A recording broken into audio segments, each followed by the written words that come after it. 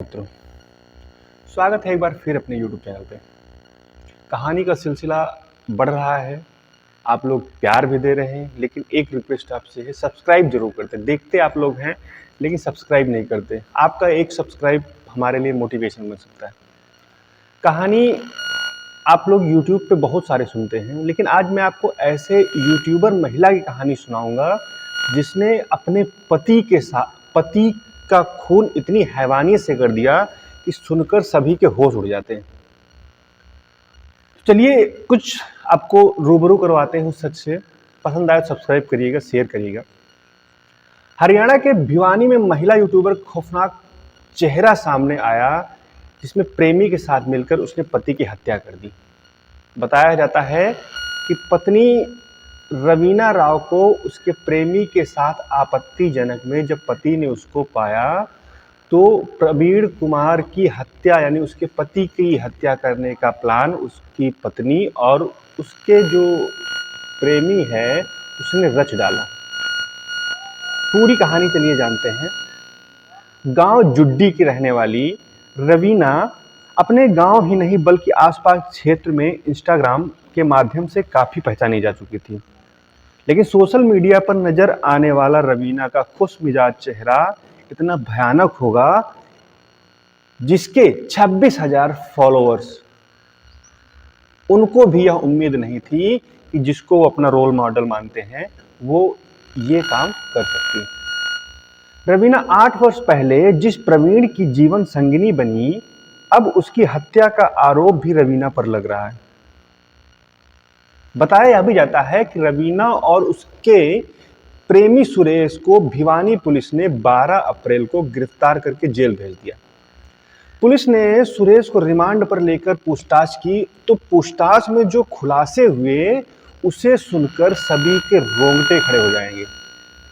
हत्या की यह कहानी मेरठ में हुए सौरभ हत्याकांड से बिल्कुल मेलजोल खाती है, जहां सौरभ की पत्नी मुस्कान अपने प्रेमी साहिल से मिलकर सौरभ की हत्या कर देती थी। बिल्कुल उसी तरीके से यह कहानी भी दी गई है। हत्या का तरीका बेशक ही अलग हो, लेकिन इरादे में एक जैसी समानता थी, क्योंकि मुस्कान ने भी अपने प्रेम को परवान चढ़ने के लिए पति को मौत के घाट उतार दिया और रवीना ने भी प्रेम जाल में फंसकर अपने पति को मौत के घाट उतार देती।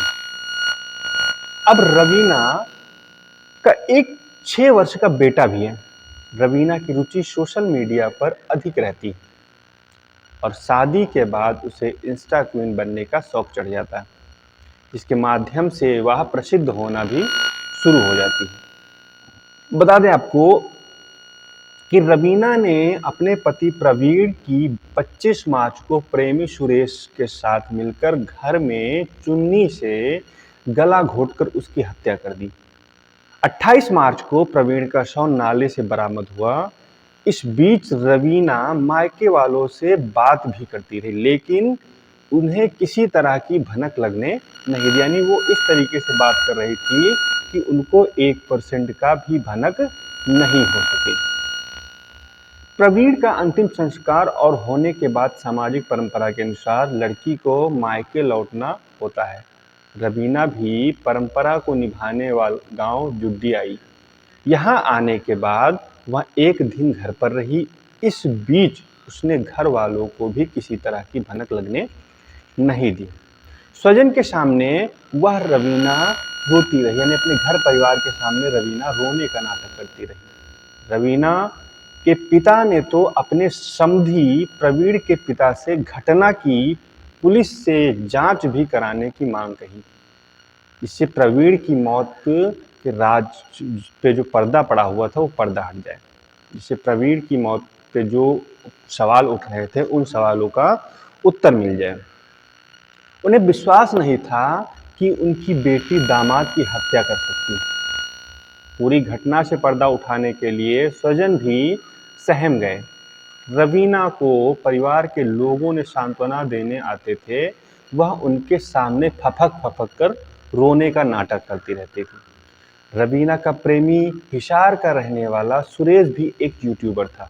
करीब 2 साल पहले ही सोशल मीडिया पर दोनों से संपर्क हुआ, संपर्क धीरे धीरे दोस्ती में बदला और दोस्ती धीरे धीरे प्यार में बदल जाती है। दोनों साथ में यूट्यूब के वीडियो, इंस्टाग्राम के वीडियो शूट किया करते थे और सोशल मीडिया पर डाला करते थे। जब प्रवीण ने इस चीज़ का विरोध किया तो एक दिन प्रवीण और उसकी पत्नी में कहासुनी हो जाती। प्रवीण को पत्नी के चरित्र पर भी धीरे धीरे शक होने लगता है। आए दिन इसी बात पर पति पत्नी में बहस हो जाती थी।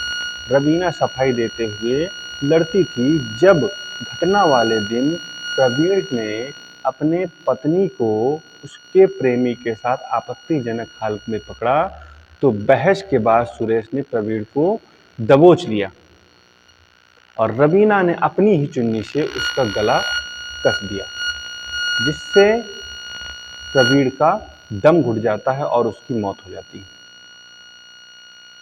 फिर मौत होने के बाद अपने ही प्रेमी के साथ मिलकर वो अपने पति के शव को गाड़ी पर बोरे में लाद कर लेकर नाले में फेंक देती और जब नाले में फेंकती है तब कुछ दिनों बाद वहां पे उस नाले के आसपास जब कुत्ते मंडराने लगते हैं तो पुलिस को शक होता है। पुलिस उसको देखती है और देखने पर उनके घर वालों को पूरी बात बता देती, जिससे ये दोनों पकड़े जाते हैं और पुलिस इन्हें हिरासत में लेकर जेल भेज देती।